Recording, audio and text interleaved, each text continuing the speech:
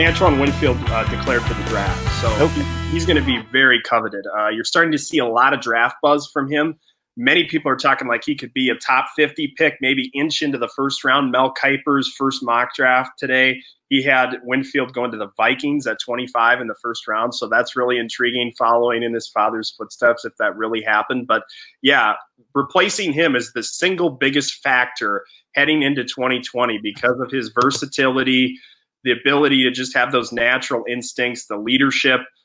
He's a ball hawk, and his versatility changed the entire defense. Teams had to scheme specifically for him. So Tyler Nubin, last year's class, really was a highlight with Nubin in it. And his versatility, athleticism, they're going to really be relying on him to step up and develop. He worked a little bit on special teams, but being a guy that was one of the top players in the 2019 class from Illinois, Nubin is going to be one of the guys that's asked to step up in a big way. As you look at the defense, Daniel, would you expect, based on the personnel gains through recruiting and the personnel losses, though, and you lose one of the better ones, of course, in Winfield, this defense to take a step back or to continue to progress? Well, it's going to be kind of determined as we go throughout the season. It's going to be some early growing pains, I think, just because of the losses that they have. You look at the defensive line, rush end, Carter Coughlin is going pro, 3 technique defensive tackles. Sam Renner developed into one of the more underrated defensive tackles in the Big Ten last year, made a big impact in the scheme.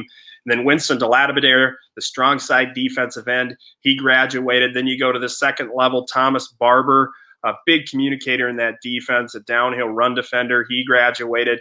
Kamal Martin, a guy who's going to get a lot of NFL draft buzz if he can stay healthy.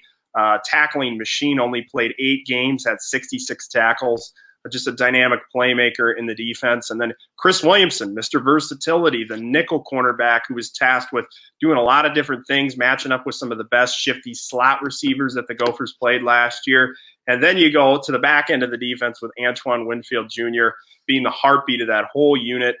Just everything that he can do with his ball skills and his versatility, ability to move them all over the place, it changed the defense. So for me, you're going to be looking at a few young contributors to step up. Asezi Otomowayo, defensive end, he was kicking inside on some of the pressure packages that they use. He's going to be primarily the strong side defensive end this season. I really like the upside that they have with him. And then at the rush end position, you're going to be looking at Boye Mafe. Everyone needs to remember this name.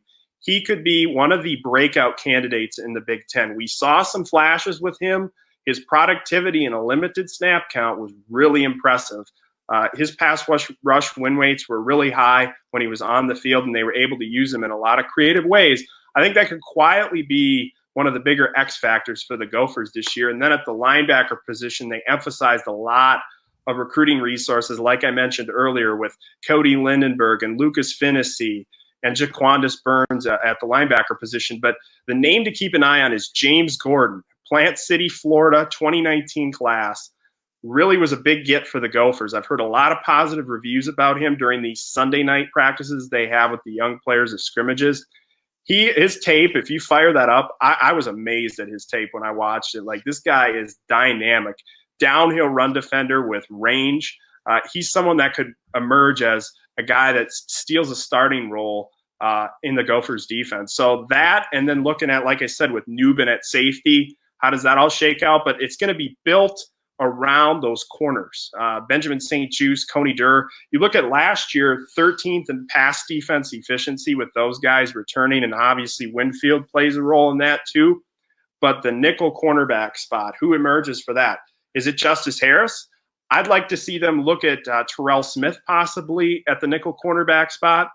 That's one of the areas that's going to be huge because Chris Williamson was such an underrated player in the scheme. Joe Rossi did a lot of things, like when they played Rondale Moore against Purdue, they just really used Williamson to shadow him throughout the game and cause some really, really difficult matchups for the Boilermakers. So defensively, there's a lot of question marks, but they've done a nice job of filling in those gaps occasionally, knowing what's on the horizon and that they needed to get those guys ready to play.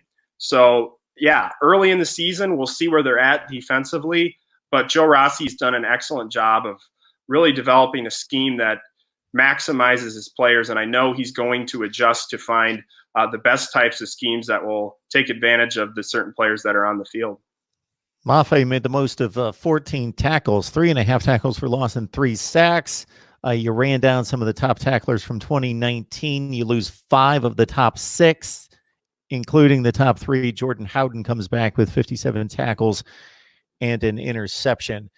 Daniel House online from Score North and Gopher Hole. Please join him right there. You can hear the insight and the information right here at Mark Rogers TV, the voice of college football, so you can get a whole lot more from Daniel talking Minnesota football right there. Daniel, we appreciate you stopping by.